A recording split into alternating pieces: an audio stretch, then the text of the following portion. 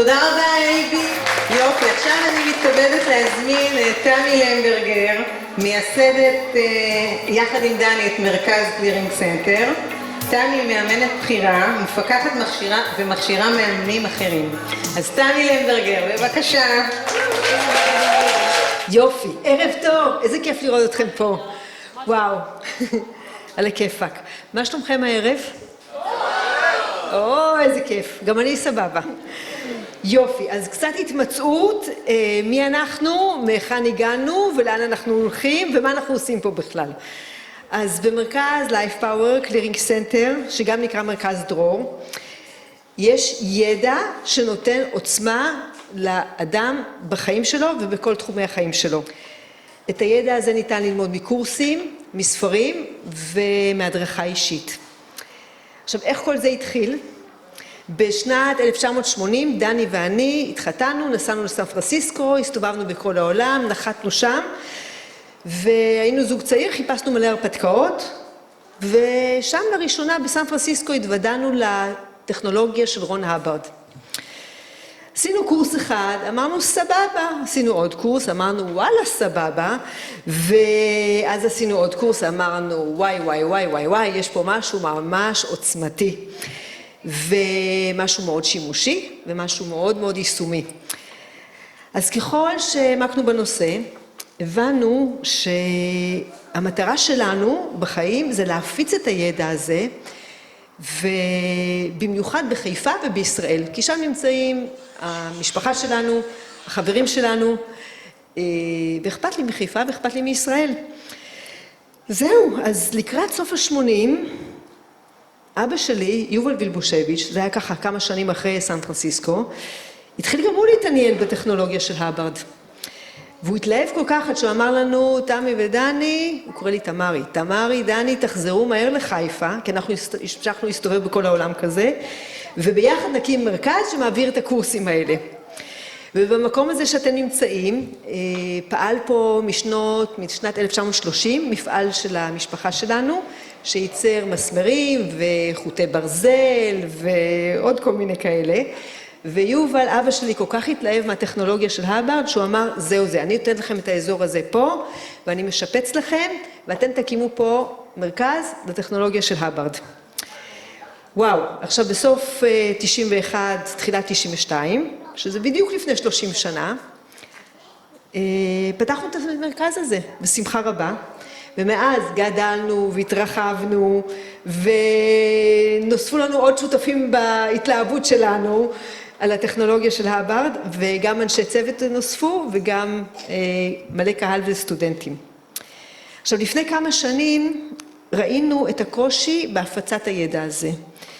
הברד כתב את הספרים שלו ואת המחקרים שלו, הוא עשה בשנות ה-50, של המאה הקודמת, ובאנגלית קשה, וזה לא היה כל כך פשוט, והתרגומים לא היו מי יודע מה שהיה התרגומים לעברית. ולכן דני, בעלי האהוב והמוכשר, פתאום גילה את כישורי הסופר שבו, ונרתם למשימה, והוא כתב את סדרת ספרי Life Power, שיעבירו את הידע של הברד בצורה פשוטה וברורה. ואני יכולה להעיד על אלפי שעות עבודה שהוקדשו לפרויקט הזה, של דני ושל כל הצוות ממש עזרו במלאכה הזאת. יופי, עכשיו בקצרה, אז מה זה הידע הזה שאני מדברת עליו? הטכנולוגיה של הברד היא לא משהו זר לאדם. באמצעות התהליכים והתרגילים, האדם מגלה מי הוא בעצמו, מהם היכולות שלו עצמו, ומה הפוטנציאל שלו עצמו. והיכולות שלו שנמצאות אצלו, זה לא משהו זר בחוץ, זה אצלו, הם נגברו תחת שכבות של כישלונות, וכל מיני דברים מבאסים שקרו לו, וזה נשכח, הכישורים האלה נשכחו ממנו. ואנחנו פה בעצם, המטרה של המרכז הזה פה, להעביר את הידע, להזכיר לאדם נשכחות. מי הוא באמת, ומה הוא באמת יכול לעשות. ומה המלכודות שהביאו אותו למצבים הלא אופטימליים בחיים, להבין את המלכודות האלה ולדעת איך להתגבר עליהן. אז מה שאנחנו עוסקים פה זה משהו מאוד טבעי לאדם. זה מדובר בעצם בלהשיל שכבות של בוץ, שנדבקו אליו, ולשחרר אותו מהן כדי שהוא יוכל לפרוץ קדימה ולממש את היכולות שלו במשחק החיים לפי בחירתו ולפי רצונו. כי האדם במצבו הראשוני, תקשיבו טוב, האדם במצבו הראשוני והטבעי הוא סופרמן כל יכול, שפשוט שכח איך לעוף. זהו. ומהרגע שהאדם מתחיל להכיר ביכולתיו הטבעיות, הוא נעשה חביב יותר כלפי עצמו, ומכאן גם ההשפעה הסביבתית שיש למה שאנחנו עושים. זה משפיע על המשפחה שלו, על הקבוצה שלו, על העבודה שלו, הוא פחות רב עם החברים, עם השכנים, קצת פחות מלחמות ויותר הידברות. זה רמז קל למצב פה בישראל, נכון? אז יש תקווה. אני לא ארחיב בנקודה הזאת כרגע. אוקיי, אז אני מזכירה לכם, השמיים הם הגבול, ובעצם, תשמעו, אין גבול, יש אין סוף. כי בעצם מי ששם את המחסומים ואת הגבולות, ואת המגבלות שחוסמות אותך, זה אתה. ואתה שם את עצמך עם מלא שרשראות, ונעלת את עצמך, ושכחת איפה המפתח, וכל המטרה שלנו פה זה לגלות את המפתח, לגלות את המנעול, ובום, לפרוץ. אתם רואים את השרשרות הכבדות האלה?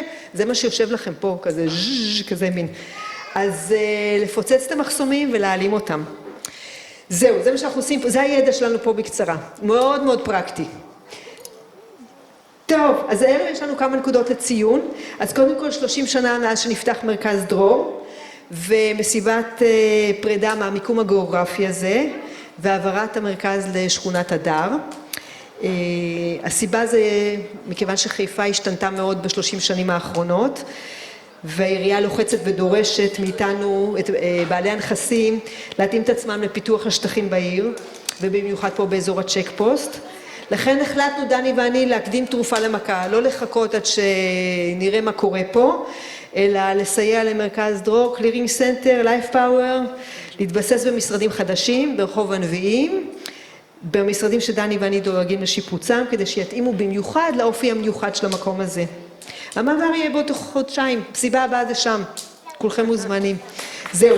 אז עכשיו עוד נקודה אחת, בחודש הבא זה יהיה עשור מאז שאבא שלי, יובל, עזב את הגוף, ואני מניחה שהוא עדיין מסתובב פה ובאזור שלנו, ואני בטוחה שהוא מאוד גאה לראות מה שהולך פה, כי המרכז שהוא חלם עליו והוא תרם אותו בנדיבותו הרבה, והוא גרם להקמתו, הוא ממשיך לפרוח ולשגשג, והמורשת שלו ממשיכה להתקיים. והמורשת שלו הייתה שצריך לעזור ולתרום לסביבה. והמורשת הזאת עברה בתורשה ובגנים אליי ואל דני, ואנחנו דואגים שהמקום החדש ימשיך להתקיים והמרכז יעבור לשם. עכשיו תשמעו, אני יכולה עוד להאריך פה כמה שעות על כל הקורסים ועל הגשר שיש לנו לחופש רוחני, אז אני אשמח לארגן עוד מפגשים, ככה בפורום יותר מצומצם, לפנות לקרמלה, שתארגן לנו מפגש כזה, נענה עוד על שאלות, וזהו. אז כיף שהגעתם, תודה רבה, שיהיה לנו ערב ממש מענה, ויופי, אני שמחה שאתם פה, תודה רבה.